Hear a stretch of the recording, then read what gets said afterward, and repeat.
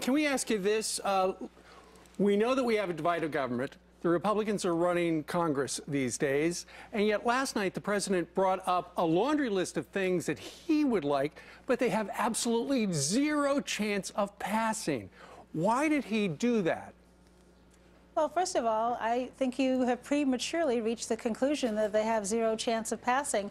Many of the provisions and ideas that he put forward are ones that have been embraced by the Republican Party. Chairman Camp, for example, in his package approved a fee on banks. We've had examples, many other examples of where specific provisions have been passed by the House. The provision that would strengthen and expand the tax credit for children passed the House.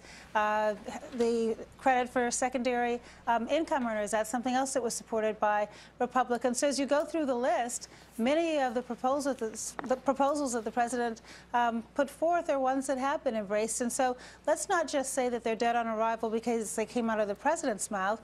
Let's engage. And, you know, he's the president of the United States. He has an opportunity and a forum to put forth what he thinks is going to move our country forward, grow the middle class, build ladders of opportunity, provide that equal opportunity for everyone. And he said at the end of the speech he looks forward to working with the Republicans in the House and the Senate. Let's hear their ideas if they're different. Sure, and I think everyone holds out some optimism that that can happen, that there will be an effort to reach across the aisle.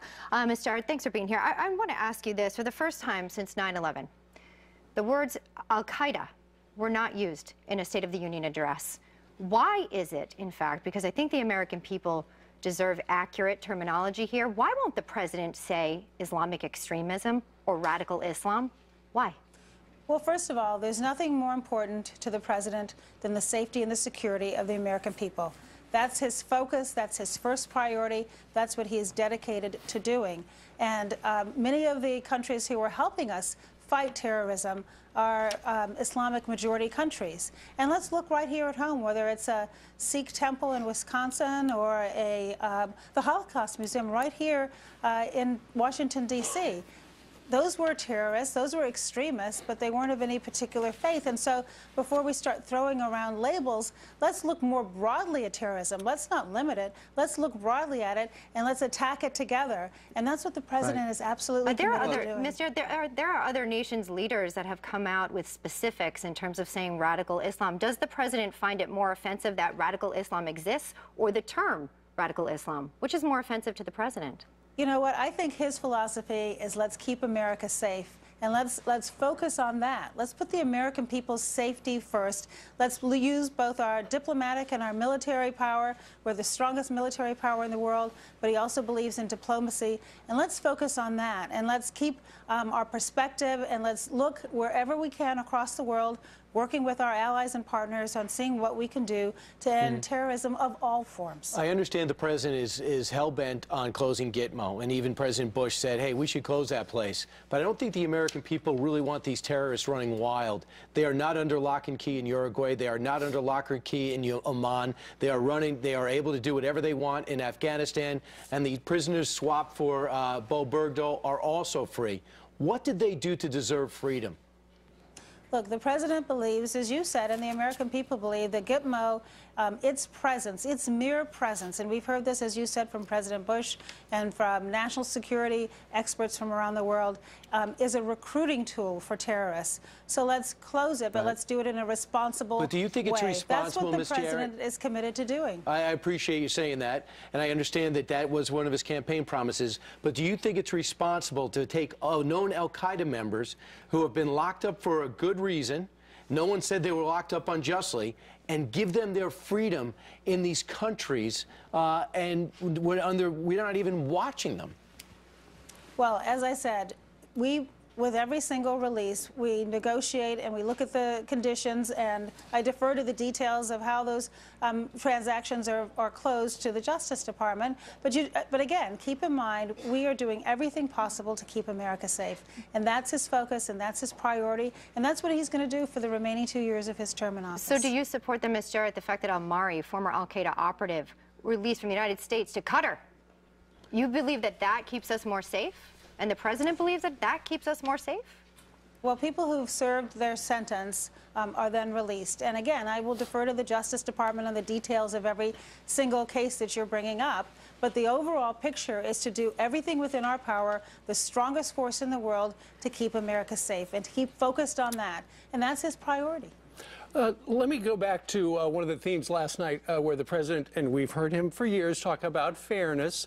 Last night he was talking about everybody should get a fair shot, which is okay, but then he talks about everybody should pay their fair share. When it comes to the top rate, and the president did make some suggestions that he would love to see Congress enact some tax increases, what would a fair tax rate be for some of the most successful Americans, people who are in that 1% that you're taking a shot at? Right now, it's at about 40% federal. What would be a fair rate for those people to pay? Well, what the president has proposed is to increase the capital gains rate to 28%. A rate that has existed under prior Republican administrations. And so that, he believes, is a fair rate. And the idea is this. The idea is to try to give the middle class a break. And so how are we going to pay for that? The woman that was in the box last night, Rebecca from Minnesota, a terrific story about a woman who wanted to work, went back to city colleges to get additional training, but had a hard time affording child care. Well, again, a Republican proposal is to expand the child care credit. How do you pay for that? And so the president's belief is those at the top, if they pay a little bit more, it's going to help us expand opportunity for the middle class. And we want Rebecca to be able to work. We want her to be self-sufficient. More and more women are entering the workforce. And as we change those demographics, we need to be looking at what does it take to support a 21st century worker in this 21st century workplace, and employers who understand the importance of raising the minimum wage, paycheck fairness, making sure that women are paid the same as men, workplace flexibility, paid sick leave. 43 million Americans don't get a single day of sick time. When employers recognize the importance of that, and they invest in their employees, they are more productive, and the companies are more profitable. And so that's what the president is really trying to drive. Ms. Jarrett, though, when you talk about, you talk about fairness and you talk about the administration very concerned about the middle class, and yet on President Obama's watch, the gap between the rich and the poor has grown way more than you want, and yet it speaks to the fact that maybe the president's policies simply have not worked. Right, particularly. And you're doubling down on it. Oh, contrary. Look at this. Oh, wait, come on. In the last 6 years, we have had now 58 straight months of private sector job growth, 11.2 million jobs. Our economy is strong. You talk to any company around this country, and they will say that things are getting better, but what hasn't happened is wages have not kept up. That's right. And that's why the president is looking for programs that will help encourage the private sector Black unemployment is increase twice wages. what white unemployment is right now under this administration. Is that fair? Well, Black unemployment was high long before this administration came in, and what the president has been doing is taking very important steps to try to grow the economy. And what he said last night is, yes, the economy is now strong, but what he wants to make sure is that the aggregate economy is also benefiting individual families.